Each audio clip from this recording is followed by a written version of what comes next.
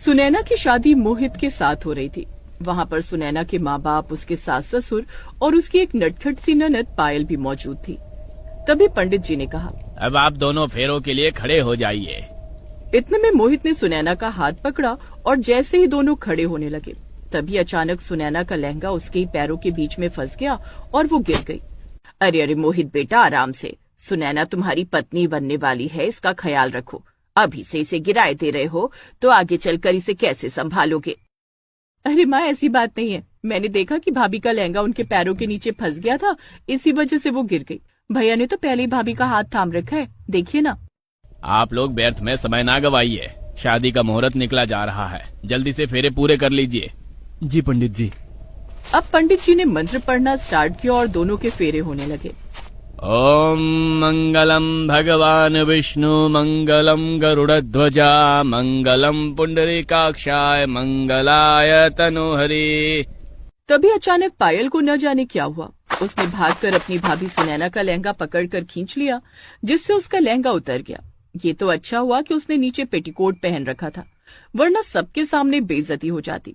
लेकिन फिर भी सभी लोग पायल को ही डांटने लगे। पायल, ये क्या बदतमीजी है? तूने अपनी होने वाली भाभी का लहंगा पकड़कर खींच दिया, तुझे बिल्कुल भी शर्म नहीं आती? पायल, अभी विदाई के बाद हम लोग घर तो जाने ही वाले थे, तो अपनी शरारतें घर जाकर पूरी कर लेना। यहाँ शरारत करने की क्या जरूरत थी? लेकिन ऐसा आखिर पायल ने क्यों किया, ये जानने के लिए हमें कहानी में थोड़ा पीछे चलना होगा। सुनैना के घर में एक रानी नाम की लड़की उसका लहंगा लेकर आई। सुनैना, कल तेरी शादी है ना? जैसा लहंगा तूने कहा था, देख मैंने हूबहू वैसा ही डिजाइन कर दिया है। सुनैना और उसके माता पिता ने वो लहंगा देखा तो देखते ही रह गए, क्योंकि वो लहंगा बहुत ज्यादा खूबसूरत था। अरे वाह, ऐसा लग रहा है इस लहंगे में तूने हीरे मोती जड़ दिए। सच में सुनैना, तेरी पसंद का कोई जवाब नहीं। बहुत ही प्यारा लहंगा लग रहा है तेरा। बारात में सभी की नजर तुझ पर ही रहेगी, लेकिन शादी के दिन अपना लहंगा संभाल कर रखना। कहीं ऐसा ना हो कि इतना खूबसूरत और महंगा लहंगा देखकर कोई तेरा लहंगा ही खींच ले। माँ, भला कोई ऐसा क्यों करेगा? तुम लोगों की बातें तो मुझे फालतू की लग रही है। अरे लहंगा चाहे जितनी भी खूबसूरत क्यों ना हो, पर मेरी बेटी सुनैना से खूबसूरत कभी नहीं हो सकता। सही कहा अंकल जी, ये बात तो बिल्कुल सही है। सुनैना से ज्यादा खूबसूरत इस दुनिया का कोई भी लहंगा हो ही नहीं सकता, खासकर एक पिता के लिए। उसकी बेटी से बढ़कर कुछ भी खूबसूरत नहीं हो सकता। अपने पिता के मुंह से ये बात सुनकर सुनैना ने अपने पापा को गले लगा लिया और रोने लगी। अरे बिटिया रानी, रोने वाली क्या बात कर दी मैंने? तू रो मत, तेरा जब मन करे तब अपने मायके चली आना। पापा, मुझे आप जितना प्यार कोई नहीं कर सकता। आप इस दुनिया के बेस्ट पापा हो। वहीं दूसरी तरफ मोहित के घर भी शादी की तैयारियां चल रही थी। एक आदमी कुर्ता पजामा पहनकर मोहित के घर आया और उसने शेरवानी दे दी।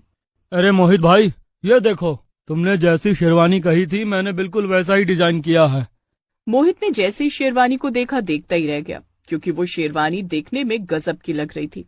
क्या बात है यार, तूने शेरवानी तो बिल्कुल गजब की बनाई है। तभी चुपके से पायल वहां आई और उसने सोफे पर एक चिंगम रख दिया। अरे शेरवानी वाले भैया, आप खड़े क्यों हैं? बैठिए, मैं आपके लिए पानी लेकर आती हूँ। अरे हाँ हाँ यार, बैठो। इतनी खूबसूरत शेरवानी लेकर आए हो मेरे लिए, मिठाई खाकर ही जानी पड़ेगी। शेरवानी वाला आदमी वही सोफे पर बैठ गया। पायल अंदर पानी और कुछ मिठाइयां लेने चली गई। तभी वहां पर मोहित के माता पिता आ गए। अरे बेटा, तेरी शेरवानी तो आ गई। तूने गाड़ी वालों से बात की? कल ही बारात जानी है।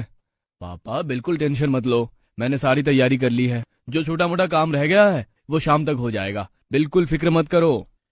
और समधी जी को फोन करके पूछ लेना कि तैयारी में कोई कमी तो नहीं है, टाइम पर सब कुछ हो जाएगा ना। अरे मैंने समधी जी को फोन कर दिया है, उस तरफ सारी तैयारियां हो चुकी है।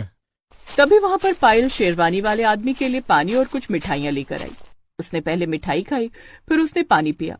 उसने देखा कि पानी वाले गिलास के अंदर छिपकली पड़ी थी। उसने झट से गिलास दूर फेंक दिया।